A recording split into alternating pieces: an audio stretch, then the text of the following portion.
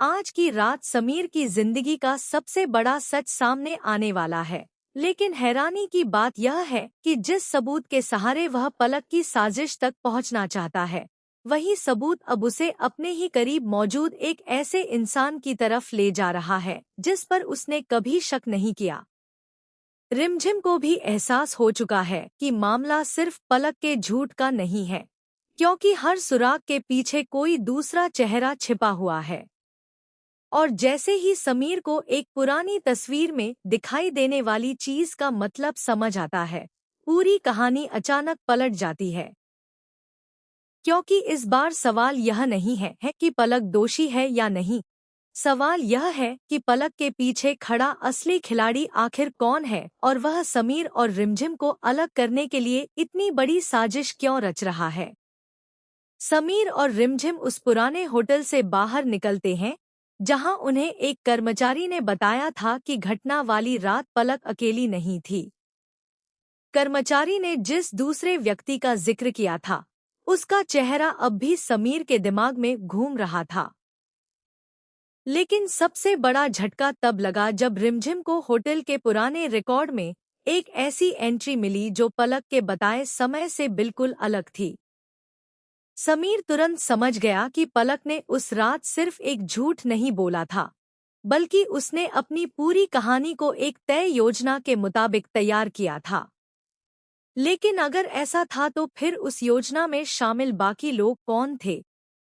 रिमझिम ने रिकॉर्ड की एक तस्वीर अपने फोन में सुरक्षित कर ली और दोनों ने तय किया कि अभी पलक से कोई सवाल नहीं किया जाएगा, क्योंकि उन्हें डर था कि जरा सी भनक मिलते ही सारे सबूत गायब हो सकते हैं।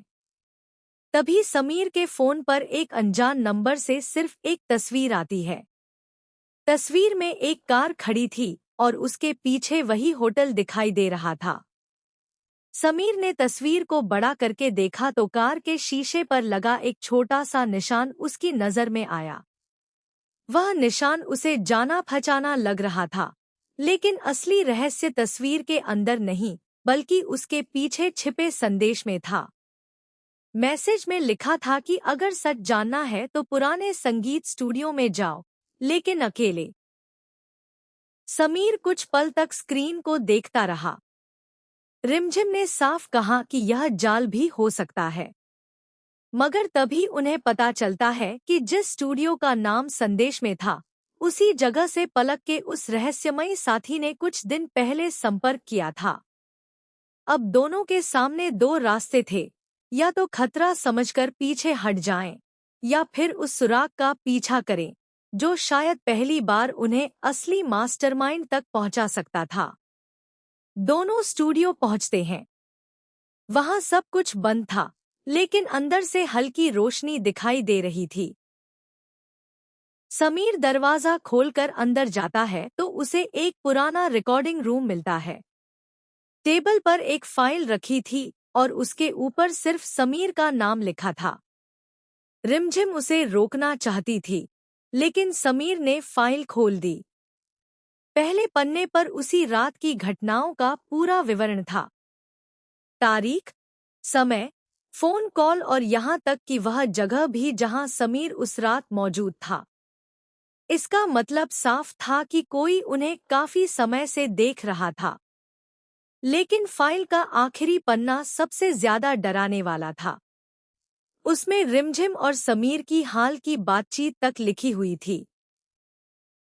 रिमझिम की आंखों में हैरानी थी। उसने कहा कि अगर किसी को उनकी इतनी निजी बातें पता थी, तो वह इंसान उनके बहुत करीब होना चाहिए। तभी कमरे की लाइट बंद हो जाती है और कुछ सेकंड बाद समीर के फोन पर एक नया मैसेज आता है। लिखा था, अब समझ आया कि तुम्हारा पीछा कौन कर रहा है। उधर पलक भी बेचैनी में किसी का इंतजार कर रही थी। उसका रहस्यमयी साथी आखिरकार उसके सामने आता है और पलक उससे सवाल करती है कि समीर को रोकने की कोशिश आखिर कब तक चलेगी। वह शख्स कहता है कि अब सिर्फ समीर को रोकना काफी नहीं होगा। अब रिमझिम को ऐसा सच दिखाना होगा जिससे वह खुद समीर से दूर हो जाए। पलक घबरा जाती है और पूछती है कि वह क्या करने वाला है। वह सिर्फ इतना कहता है कि अगली चाल का फैसला वह नहीं, कोई तीसरा व्यक्ति करेगा। यही बात पलक को अंदर तक हिला देती है, क्योंकि अब उसे भी शक होने लगता है कि जिस इंसान के इशारे पर वह इतने दिनों से चल रही थी, वह खुद भी किसी और के आदेश पर काम कर रहा है। दूसरी तरफ समीर को स्टूडियो की फाइल में एक नाम मिलता है, लेकिन वह नाम देखकर उसके चेहरे के भाव बदल जाते हैं। रिमझिम पूछती है कि आखिर ऐसा क्या है। समीर जवाब देता है कि यह वही नाम है जिसे उसने सालों पहले अपनी जिंदगी से हमेशा के लिए बाहर समझ लिया था। रिमझिम के पास पूछने के लिए 1000 सवाल थे, लेकिन तभी फाइल के अंदर से एक पुराना फोटो गिरता है। तस्वीर में समीर के साथ एक ऐसा व्यक्ति खड़ा था जिसे रिमझिम पहचानती थी। अब तक दोनों जिस मास्टरमाइंड को ढूंढ रहे थे, उसकी पहली कड़ी उनके सामने थी। लेकिन तस्वीर अकेली काफी नहीं थी।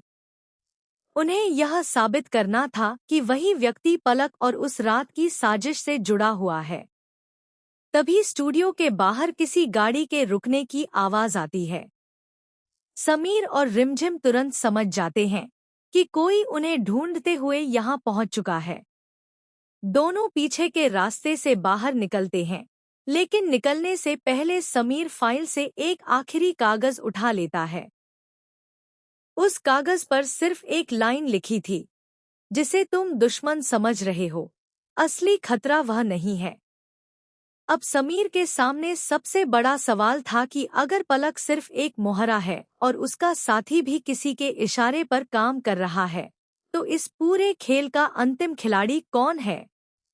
रिमझिम कहती है कि अब उन्हें जल्दबाजी नहीं करनी चाहिए, लेकिन समीर जानता है कि वक्त उनके खिलाफ जा रहा है, क्योंकि अगर दुश्मन को पता चल गया कि उसके खिलाफ सबूत जमा हो चुके हैं, तो अगला कदम सिर्फ सबूत मिटाना नहीं होगा।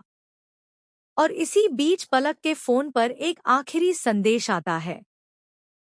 अब समीर को रोकने की जरूरत नहीं, उसे सच तक पहुंचने दो, क्योंकि असली योजना वहीं शुरू होगी जहां उसे लगेगा कि उसने साजिश का पर्दाफाश कर दिया है।